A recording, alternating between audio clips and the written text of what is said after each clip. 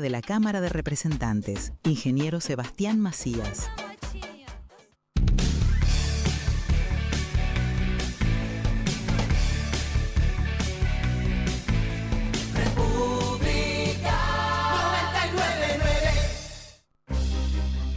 Tu cuerpo habla, late, se transforma. Y todo tiene una explicación. En Radio República 99.9 comienza el espacio donde la salud se entiende, Se analiza y se mejora. Desde ahora y durante una hora abrimos la puerta al equilibrio, la energía y la calidad de vida. martes y jueves de 11 a 12 horas. Esto es Metabólico. Conducen Fernández Gustavo. Metabólico. Entender tu cuerpo es empezar a vivir mejor.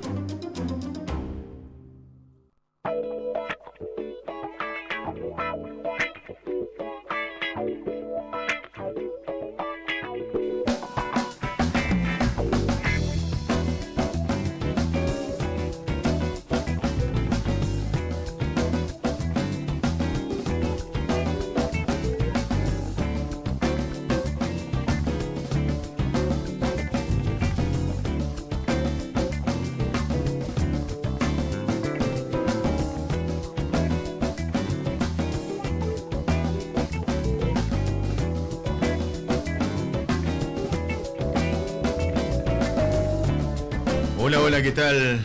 Buen día para todos. Buen día y fresco día, ¿no? O frío día, mejor dicho. Sí, buen día. ¿Cómo Fernanda estás, Gustavo? Bungers, de nuevo por acá. Sí, ya estamos de vuelta. Elvio se ríe porque la vez pasada hubo una suerte de chiste porque no estuvo Fernanda con nosotros. Y bueno, y resulta que hubo una lluvia de llamados.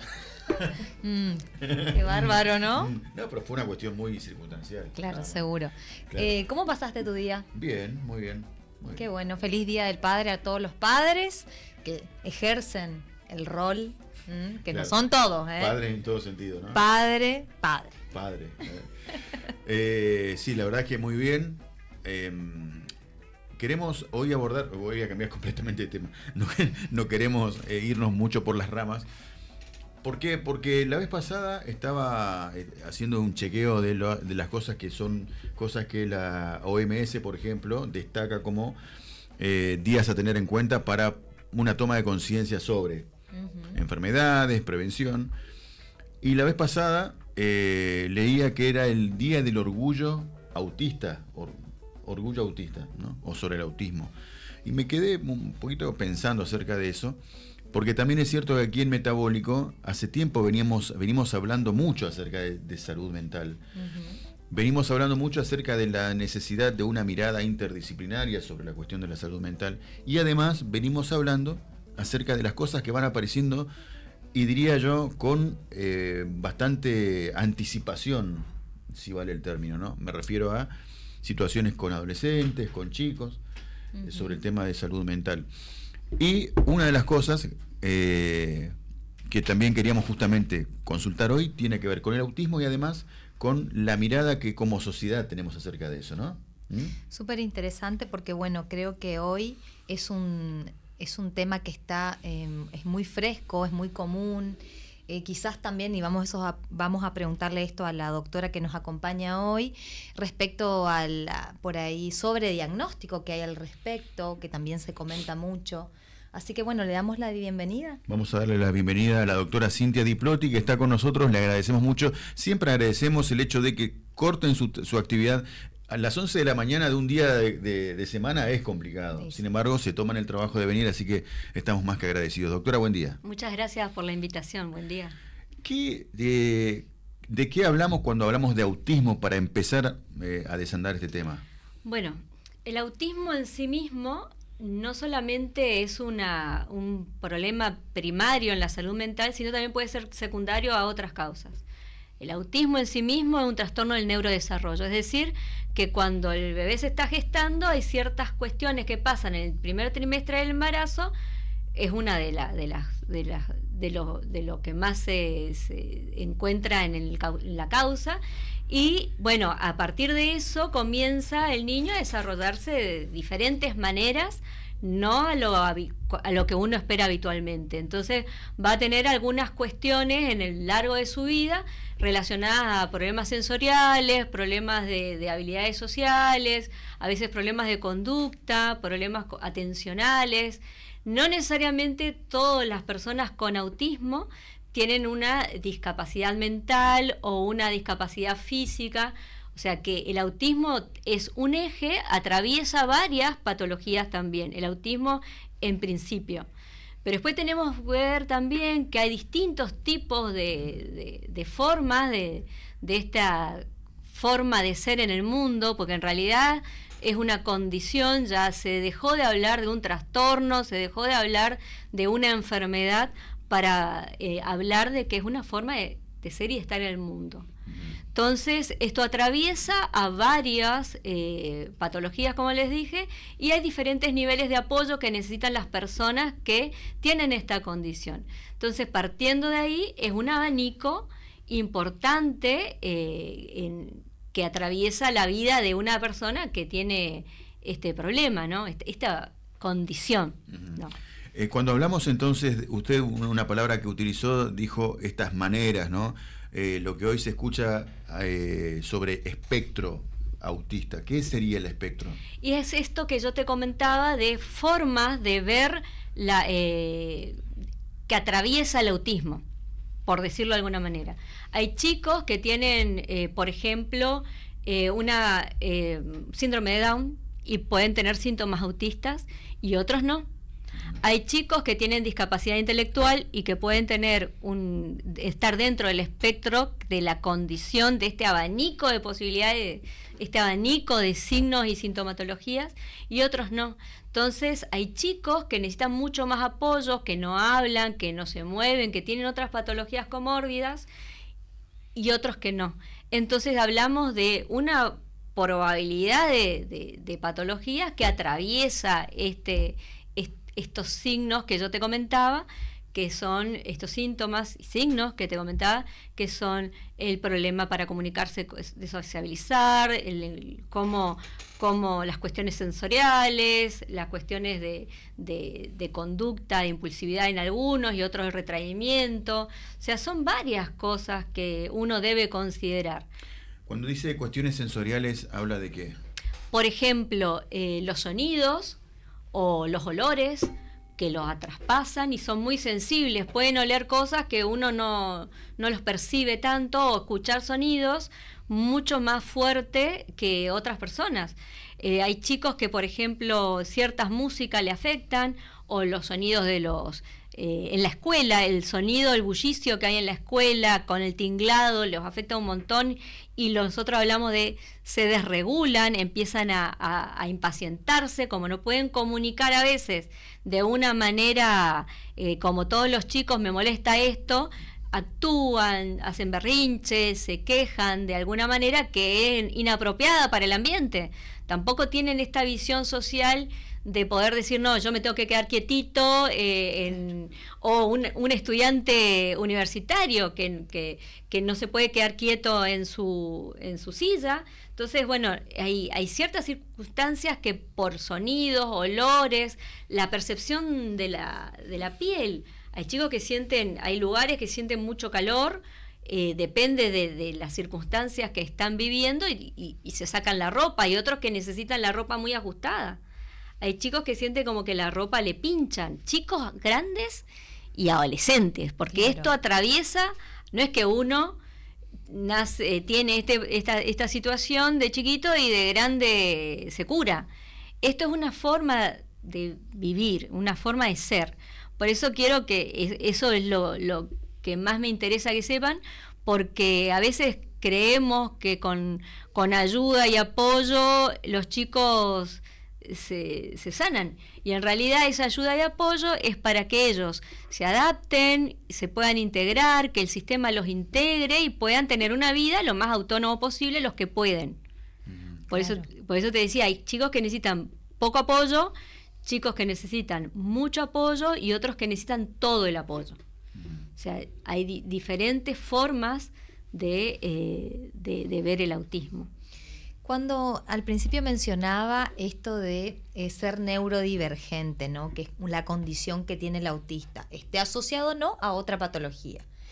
Puntualmente tiene que ver con esto, con otra forma de procesar lo que sucede en su entorno. Exactamente, procesa de diferente forma las distintas informaciones que nos dan los distintos órganos de los sentidos, ¿no? Inclusive la forma de interpretar el mundo, claro, ¿no? La interpretación de la mayoría es literal, sí, o sea, metáforas no existen, o sea, cuando yo te digo, pará un poco, pero estoy parado, te dicen, claro, ¿entendés? Literalidad. Entonces esa literalidad uno a veces no la entiende, por qué no comprende, pero porque tiene otra forma de comprender el mundo, ¿no? Hay cosas que son mucho más sencillas para ellos y nosotros le damos mucha vuelta. Nosotros los supuestos neurotípicos, porque claro, yo supuesto pues... y entonces, bueno, esta forma de ver el mundo hace que no sea igual al resto de los chicos, ¿no? Hay chicos que son muy, muy retraídos, que le cuesta mucho la adaptación con el grupo, y hay otros que se adaptan un montón, pero es inadecuado. Hacen cosas que ya transgreden la situación. O sea, que tenés un montón de situaciones y formas de vivir esta condición. Acerca del entorno, ¿qué podemos aprender? Me refiero a la familia, sin dudas primero, y después la comunidad escolar, después la comunidad de amigos, después otras comunidades que se van agregando en la vida cuando uno va creciendo. Bueno, vos sabés que es re importante porque generalmente son las escuelas las que detectan las diferencias. Y a veces, bueno, uno como papá no está preparado a que un hijo sea diferente. Entonces el primer impacto es muy importante en la familia porque yo ya tengo que ser la mamá que yo deseé ser. Mi hijo va a necesitar otras cosas que quizás yo no sepa cómo darles y también tengo que aprender. Las mismas escuelas tienen que aprender porque si bien los niveles iniciales son los que pueden tener el olor, esto es algo, un nene que lea o una nena que lea antes de tiempo, 2 años y medio, 3 años, entonces como que llama la atención, pero además se aísla o no se integra o juega impulsivamente o no se puede quedar con todo, entonces cómo camina, cómo habla, si habla, porque algunos hablan más rápido y otros hablan poco. Cómo hacen foco en los distintos temas, generalmente uno ve que le gustan mucho los autitos, le gustan mucho, y hay épocas que los chicos es normal que eso suceda, pero ellos quedan pegados en el foco ese. Y bueno, la familia va aprendiendo, debería ir aprendiendo cuando puedes ser, digamos, flexible, pero bueno, hay familias y familias, hay familias que lo ven como una tragedia porque piensan que el bullying del chico y todos los problemas que puede llegar a tener, y otros ignoran, niegan que es parte del duelo de tener un hijo distinto. A ver, ni hablemos de los chicos que tienen otros problemas más graves, más graves digo yo, que realmente no pueden hablar o no se pueden mover por sí mismos, ver que eso a veces se ve mucho más temprano. Porque no se escolarizan o necesitan otro tipo de escolarización un poco más diferencial, digamos, pero es todo un tema atravesar eso para estos padres y también para los docentes que tienen que aprender, sobre todo los chicos, porque a veces de los que más hablamos son de los más inquietos, los que más alteran a veces el aula y los que más sufren bullying a veces, o los que a veces bulinean. Porque claro, tenés un montón, hay que poder ampliar la mirada para que las escuelas puedan también aprender a contener a estos chicos, porque está faltando eso, se está abriendo un mundo diferente, pero a las escuelas les falta conocer claro, todavía. Y uno a veces ve a los mismos chicos un chico que tiene el diagnóstico de autismo con otros chicos, y los otros chicos a veces se benefician de las adaptaciones que tiene este nene en el aula, porque hay pictogramas en la escuela o hay silencio, entonces un aula estructurada le hace muy bien al chico con autismo. Imagínate los otros que puedan aprender. Entonces, como que depende cómo sea el niño y cómo se dé, también a veces los niños ayudan mucho, son como tutores, organizadores de estos otros niños. ¿Con qué rapidez se puede diagnosticar? Rapidez me refiero con qué tiempo sería la palabra más adecuada. ¿Con qué tiempo se puede diagnosticar de manera certera el autismo? Es decir, cuando usted profesional, diagnostica, necesita previamente una serie de consultas, un par de consultas, se pesca quizás rápidamente. Mira, el médico especialista en autismo, que puede ser un neurólogo o un psiquiatra infanto-juvenil, al toque lo detecta. Hoy, nosotros como psiquiatras adultos no estábamos acostumbrados a ver de esta manera. Yo hace tantos años que soy psiquiatra,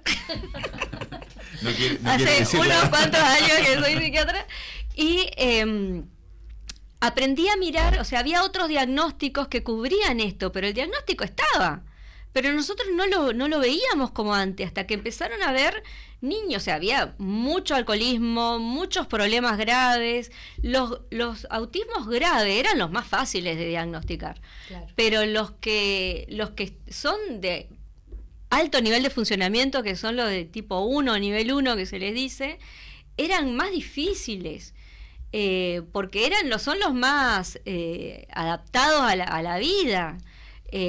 Uno dice, bueno, ve mucha serie como que no es lo típico, porque los chicos con del espectro dicen, no, ese no es igual que nosotros, como Sheldon Cooper, el de la serie de Big Bang Theory, es como un ícono, por decirte. Hay chicos así que se adaptan, ¿no?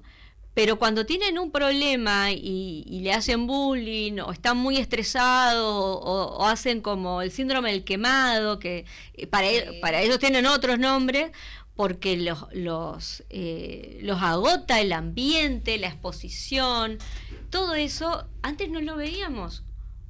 Hoy lo podemos ver porque tenemos muchísima más información, ¿por qué ahora? Sí. Y yo tengo pacientes hace 10 años que hoy yo le digo, ¿sabes qué? Lo tuyo era TEA, ¿me entendés? Claro. Y discúlpame, la verdad que esto yo no lo tenía en mis registros. Claro. Por supuesto que uno hace un mea culpa, claro, ¿no? Pero eso no lo teníamos en nuestro registro, en los congresos no se hablaba de esto. Claro. Hoy en todos los congresos de psiquiatría se habla de autismo a lo largo del ciclo de la vida.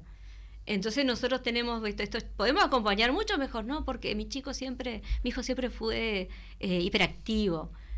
Bueno, sí, hiperactivo y otras cuestiones también, porque, como te decía, el autismo atraviesa es muy comórbido con trastorno obsesivo compulsivo, claro, déficit atencional, depresión, ansiedad generalizada, que es lo que nosotros más evidenciamos en los consultorios, ¿no?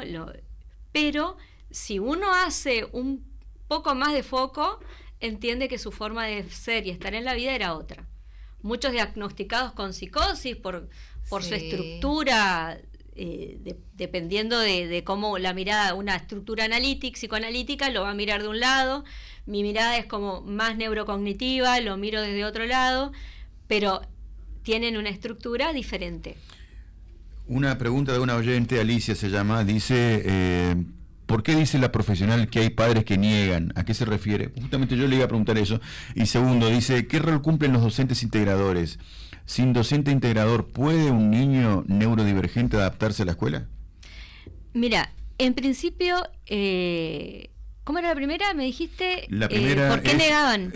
¿Por qué dice que los padres puede ser que nieguen? Y porque es la primera reacción ante un duelo, no entender de que realmente es un problema, no es malcriado, no, lo que pasa es que yo lo mimo mucho, Lo que pasa es que él tiene el hermanito y está celoso. Entonces a veces no se puede ver que está transitando otra condición de vida. Entonces es muy difícil eso. El diagnóstico de cualquier enfermedad en la infancia es un quiebre en el hijo que yo esperaba, ¿no? Después viene el quiebre cuando son adolescentes y hacen lo que quieren, ¿no? Pero lo cierto es que el primer impacto para un padre o primerizo que tiene otros hijos que va a necesitar otro apoyo, porque dentro de la dinámica de la familia va a tener que haber otros ojos, otro esfuerzo, otro acompañamiento. Por ahí el niño no va a ser tan autónomo al principio como los niños neurotípicos, ¿no? Entonces va a necesitar apoyo. Y a veces uno está tanto en su vida y queriendo que ya crezcan y que se hagan por sí mismos y que ya aprendan a hacerse la leche, o que vaya a fútbol, o que vaya a patín, y los chicos a veces no pueden. No les gusta el fútbol, no les gusta, prefieren actividades más en solitario, ¿no? Y la otra parte de la pregunta era ¿qué rol cumplen los docentes integradores? ¿Sin docente integrador puede un niño neurodivergente adaptarse a la escuela? Mira, yo te lo digo esto como mamá de un niño con TEA, y no es lo mismo. En el caso, hay distintos casos, por supuesto. Hay niños que son con una conducta más tranquila, que necesitan, digamos, la parte más cognitiva de ayudarlos a poder adaptarse al sistema. Y que el sistema, gracias a Dios, por leyes que hay, ayuda a que se adapten, a que esta adaptación se dé.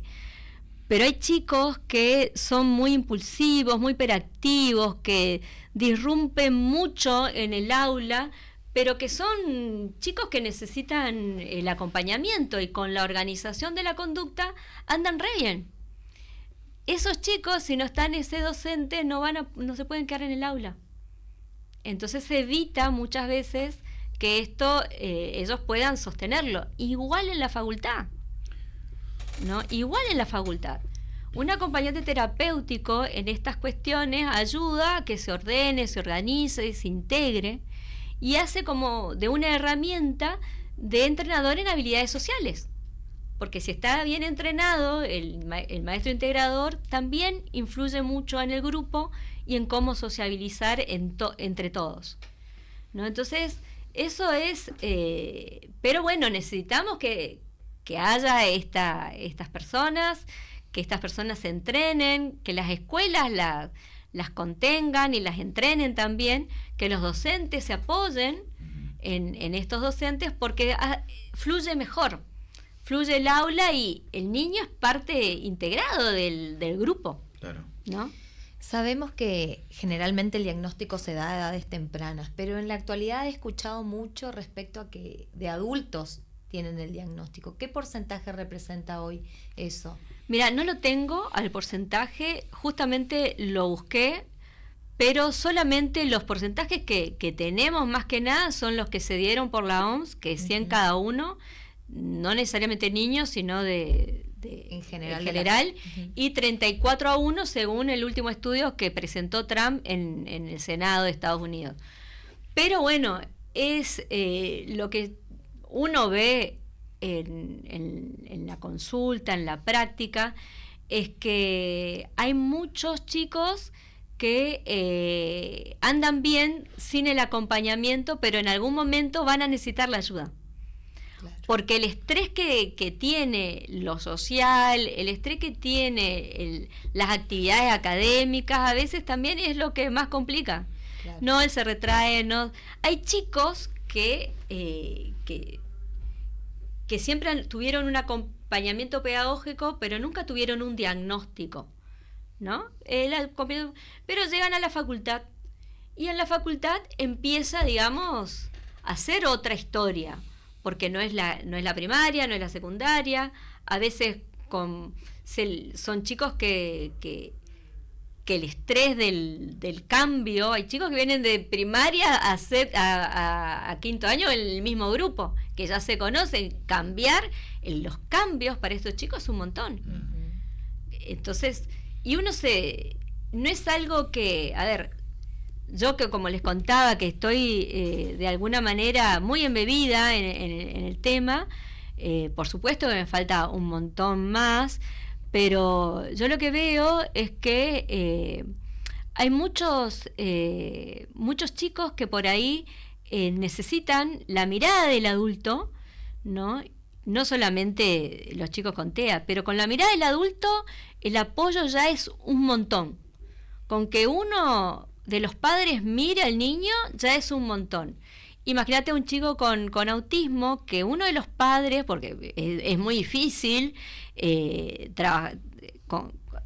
la familia se ocupe, pero con que uno esté al pendiente y se estén, digamos, acompañando, es lo más importante para que este chico sea amado, digamos, acompañado.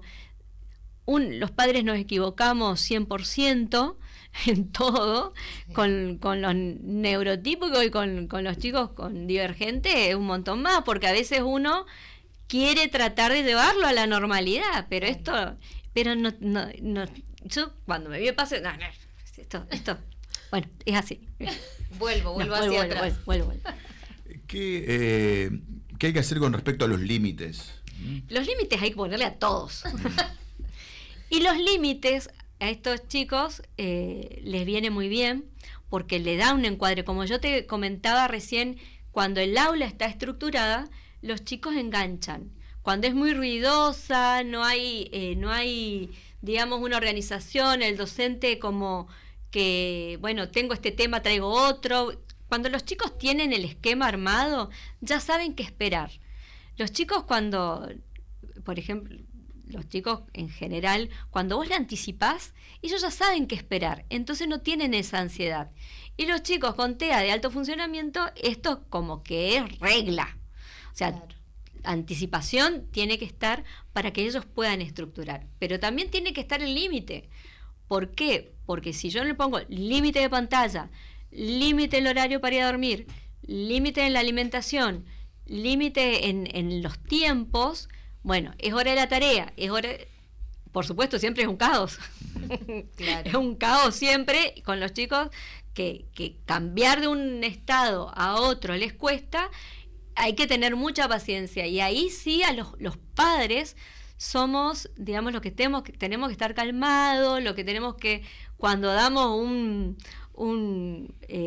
digamos, por decirte, un castigo, bueno, hiciste esto, no está mal, sostenerlo, saber que, bueno, no vas a ver pantallas un día, 3 horas, yo sé que voy a cumplir yo primero, claro. Y después el chico, pues si no, nos cansamos, venimos de correr durante el día y necesitamos ser eficientes con ellos. Necesitamos que ellos nos crean y que esto esté encuadrado, porque ellos después no se dan cuenta que cuando nos mueven el límite y uno se cansa, bueno, tomá, ahí ellos se agotan.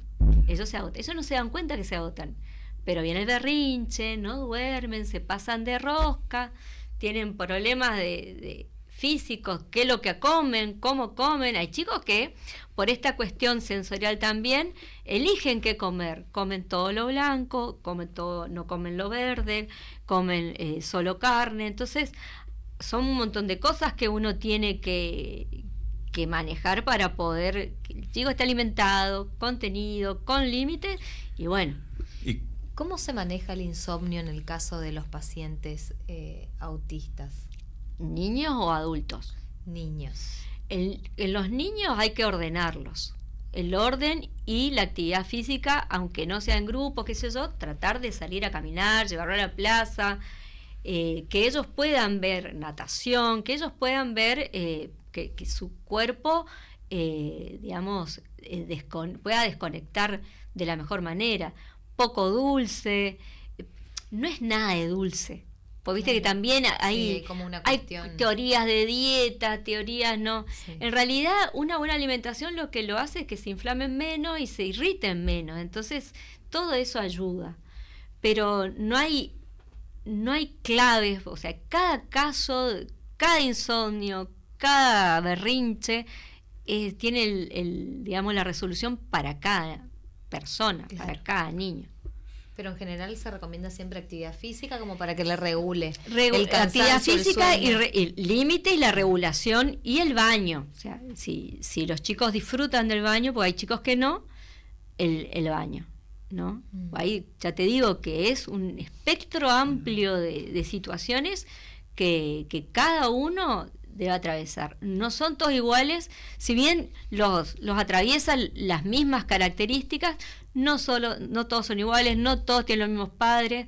Yo soy, a mí particularmente me costó un montón, porque yo soy siempre espontánea. Bueno, yo tuve que ordenarme un montón, claro. Y me costó un montón, porque eso es así. Bueno, vamos a hacer esto. Bueno, no, tengo que ordenar cada cosa que voy a hacer. Y si hay algo espontáneo, bueno, surgió esto y hablarlo, ¿no? Claro. Frases cortas que entiendan, porque si yo le explico mucho, no entienden. Claro. Entonces tengo que ser muy concreta para que conmigo y con mi hijo, en este caso, con mis pacientes, tengo que ser muy puntual. Con respecto al género, ¿cómo atraviesa la cuestión del autismo y del TEA, por ejemplo, ya que usted nombró ese tema? Porque obviamente el hombre tiene su forma, la mujer tiene su forma. Generalmente es más frecuente en los varones, pero también se dice que las nenas son más difíciles de detectar, porque el género femenino tiene a enmascarar más los síntomas. Entonces generalmente tienen menos problemas de conducta, las nenas son más tranquilas, pero llegado a la adolescencia es donde viene más la revolución y donde más diagnóstico hay. Pero generalmente tiene que ver con eso. Hay muchas cuestiones relacionadas al transgénero en las chicas más que en los varones, y otra de las cosas que tienen que ver con el acompañamiento en general, ¿no? Porque si uno está muy encima es como mucho, pero si está distante, en la nena por ahí funciona, la nena digo yo, claro. En las chicas funciona distinto al varón en eso, pero por la cuestión conductual sobre todo. Hay menos nenas hiperactivas que varones. Claro. Hay una pregunta que están aquí transfiriendo. ¿Es un problema de comunicación? ¿El TEA tiene que ver también con esa cuestión? Claro, tiene problema en cómo comunicarse y cómo reciben la comunicación. Por eso y no todos son iguales. Por eso te decía que los chicos son muy pragmáticos, son muy literales, entienden muy o sea, al caballo regalado no se le miran los dientes. ¿Por qué no se le miran los dientes? O sea, no pueden armar la metáfora por una cuestión de su estilo de pensamiento. Si vos le explicás, le explicás corto. No, esto si te regalan, ahí entienden. Si te regalan, tenés que agradecer. Punto. Le tenés que decir cómo es. Ahí es mucho mejor. Hay chicos que aprenden a decodificar esto, porque es un lenguaje distinto. O sea, es como que hablamos una cosa y ellos entienden otra, pero si vos le explicás, ellos lo entienden mejor. El problema del lenguaje también tiene que ver cómo ellos estructuran en su mente la forma de explicar. Hay chicos que, por ejemplo, tienen mucha habilidad para los idiomas y quizás en otros idiomas pueden expresarse mejor que en el castellano, porque tiene formas de comunicar lo que él quiere mucho más fácil. Pero el castellano no. Uh-huh. Son chicos que tienen el hiperfoco puesto en algunos casos, sobre todo los de alto funcionamiento. También los de alto funcionamiento muchas veces está asociado con altas capacidades. Entonces claro. Son chicos que vuelan muy rápido, pero tienen una conducta de un niño de 5, por decirlo de alguna manera para que se comprenda. Claro. Por la irritabilidad, los berrinches, cuando se empacan, cuando no quieren algo. Entonces comunicarse en ese momento es la acción. Entonces ellos se comunican con esa conducta. Aprender a que ellos, en vez de actuar, hablen o digan, es todo el desafío de todas las terapias. Claro. ¿No? Llegando ya al final de... Ay, te hablé hablando mucho. Ay, no. Me parece muy interesante la información. Sí, no sé si querías No. Bueno, a ver, una pregunta más que estamos... No, era para el programa igualmente anterior. muy interesantes las preguntas, porque en realidad es tan amplio el mundo del autismo. Uno se queda con el chico que no habla o con el chico, digamos, que no puede comunicarse solamente, pero son chicos que a veces son muy hiperactivos, que no miran al otro, que no miran a la cara, pero no miran la cara no porque tengan vergüenza, a veces pasan de soberbios, y a veces hay chicos que son más tímidos y no miran y se apichonan, pero bueno, son todos chicos que necesitan el acompañamiento de todos, digamos. ¿Y cómo se aborda un paciente adulto? Por ejemplo, tengo un diagnóstico y realmente me cuesta socializar. A partir de ahí consulto, mi psicólogo me dice, me deriva al psiquiatra. Bueno, muchas veces lo que la persona viene, la mayoría de las veces viene por agotamiento, por trastorno de pánico o con mucha ansiedad, o a veces intento de suicidios, ¿no? Porque eso es realmente lo más frecuente. Porque no sienten que el mundo no lo entiende y que nada va a poder ayudarlos a que poder ser entendidos. Entonces, bueno, uno aborda a ver de dónde viene la depresión, cómo es su sistema, hace un screening de cuánto tiempo hace que se siente así, desde cuándo tiene estas ideas, y ahí uno va recopilando información sobre su historia, la historia del paciente, ¿no? Y ahí, bueno, uno encuentra indicios sobre cómo es su entorno, cómo es su sociabilización, cómo es el tema de sus amigos, cuáles son... Hay chicos que se quejan de que no tienen amigos, pero en realidad no es que no tienen amigos, tienen 2 o 3, pero ellos quieren socializar con los chicos o más populares o que sea tenido en cuenta, y eso es la parte más difícil, porque la mayoría de los chicos te dicen, no, yo quiero ser neurotípico, yo quiero tener muchos amigos. En realidad, ¿quién tiene tantos amigos? ¿No? Nadie tiene tantos amigos, como ellos tienen una digamos, idealización de esos conceptos que también vienen de la cuestión social que uno vive. Todas las propagandas del Día del Amigo, vamos todos juntos, y a veces uno no tiene tantos amigos. Entonces esas son situaciones en la escuela o que impactan, los chicos que se lastiman, ¿no? Sí, que ahora se escucha mucho esto de las autolesiones. Sí. Ahí hay que hacer diagnóstico diferencial con otras situaciones, pero también llegan a por una cuestión sensorial de bajar la tensión, ¿no? La consulta de no poder una hablar. oyente dice, buenos días República, consulto, ¿hay similitudes entre TEA y TDAH? Y después dice, bueno, con respecto a la escolarización hay muchas barreras con respecto al docente, no hay suficiente conciencia desde el amor a tratarlos, dice, gracias. También da una opinión, digamos, ¿no? Pero la pregunta es entonces, ¿hay similitudes entre el TEA y TDAH?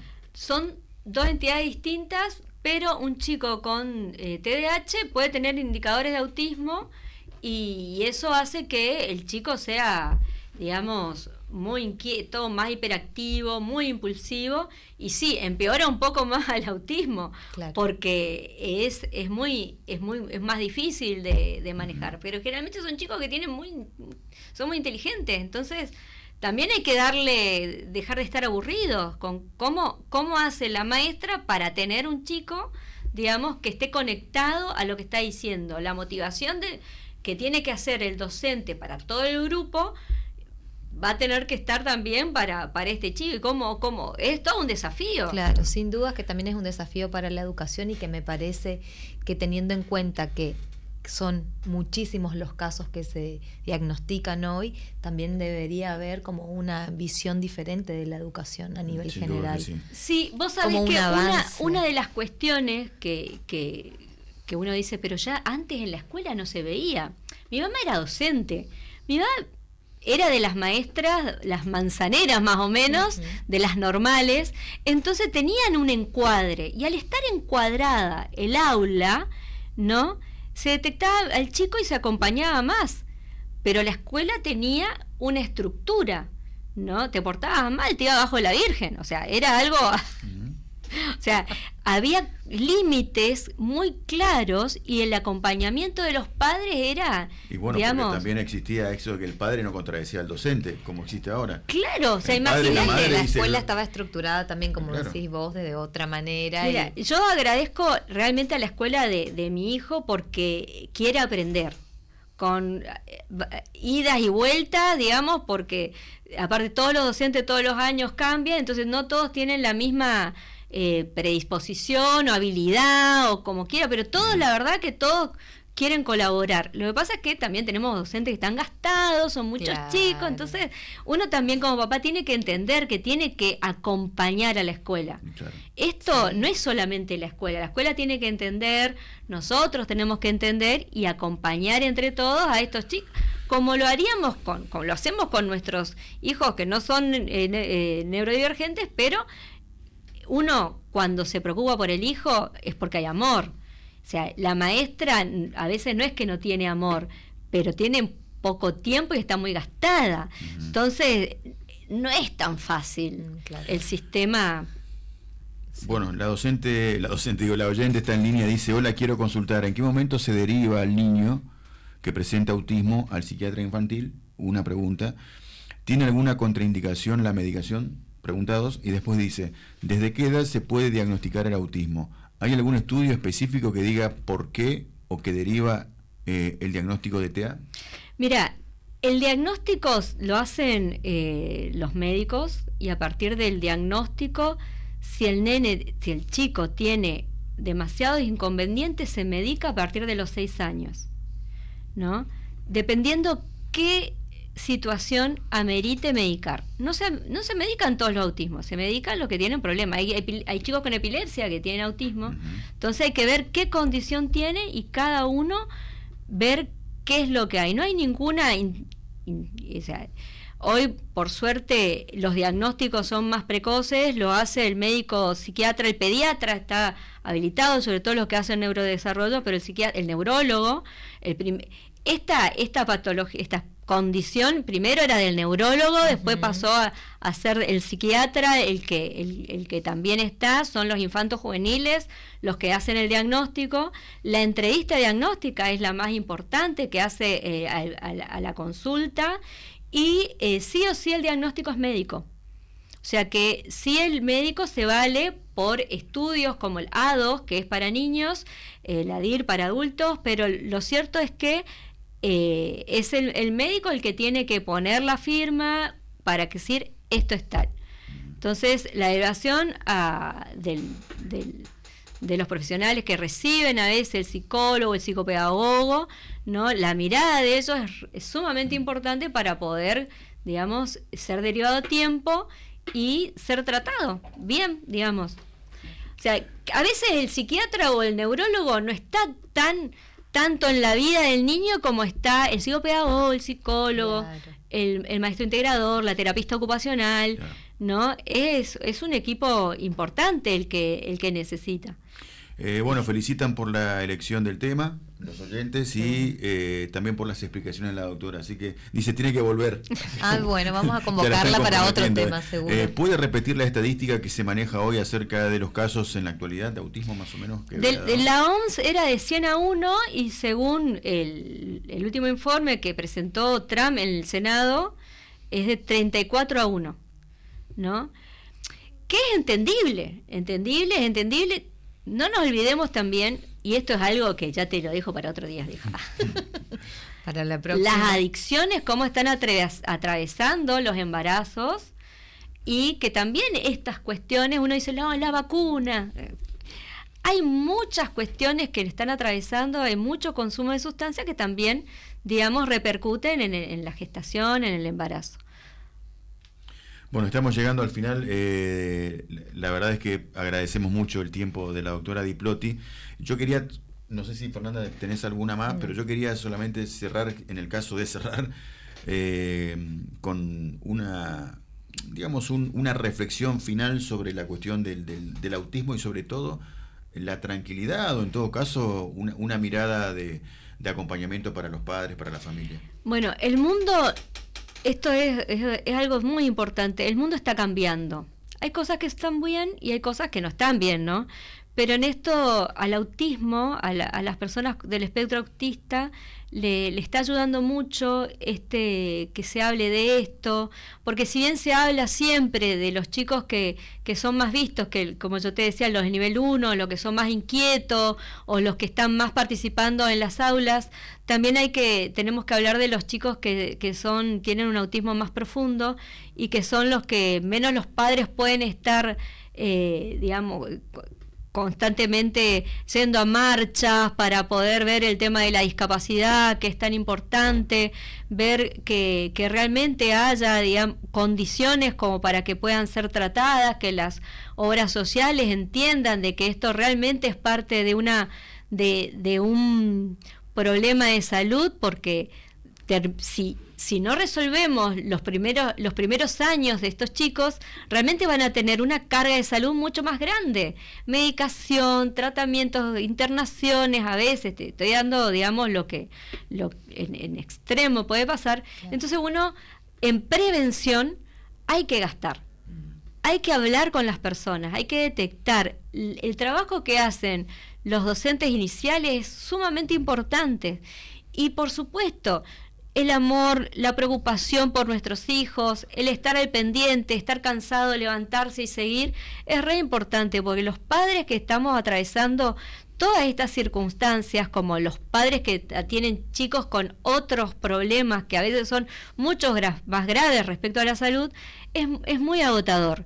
Entonces tenemos que ser amables con nosotros mismos y con los demás. Entonces a veces yo puedo ir a mi consulta y estar un poco mal dormida porque pasé mal la noche, pero no porque mi hijo, digamos, tuvo fiebre, sino que a veces me preocupa que al otro día cómo va a enfrentar este problema, cómo va a ser su día. Entonces son muchas cosas que nos atraviesan, más allá de las condiciones que tengan. Entonces como padres, como médico en el que soy, alentar a todos a que acompañémonos todos de la mejor manera posible. No está mal ser amable en este mundo que ya es tan, digamos, complejo para todos. Sí. Doctora Cintia Diplotti, muchas gracias. Se me hizo larga la reflexión. Muchas gracias. Gracias. Bien. Tenemos un segundito antes de la despedida. Creo que un oyente... Buen día, Radio República. Quisiera una pregunta a la doctora. ¿A los cuántos años uno se da cuenta que el hijo puede ser autista? Buenos días. Bueno, uno no se da cuenta. A veces uno lo va viendo, pero va teniendo indicadores a partir de los 2 años y medio, 3, digamos, cuando empieza ya a caminar, a hacer partes del neurodesarrollo, a hablar, cómo habla, ya a los 3 años ya si no fija la mirada, si no me mira, no me atiende, si no llama su nombre, digamos, hay indicadores que cómo camina, un montón de indicadores que los pediatras van viendo, y a veces el pediatra se lo pierde porque parece tan divertido el chico o es tan buenito que a veces uno no ve eso y ve cuando empieza a escolarizarse. Entonces ahí uno se da cuenta en el montón de niños que es distinto. Es el niño que por ahí está más inquieto, ¿no? Claro. Están todos tranquilitos y él está saltando. O el que se va para el otro lado. Claro. O sea, uno se da cuenta que es diferente. Gran tema el que compartimos hoy en Metabólicos. Gracias, doctora Cintia Diplotti. Gracias por invitarme. Un placer. Cuando quieran. Bueno, no tan seguido. Radio República 99.9. Esto es Metabólico con Fernanda y Gustavo. Instituto Oncológico Multidisciplinario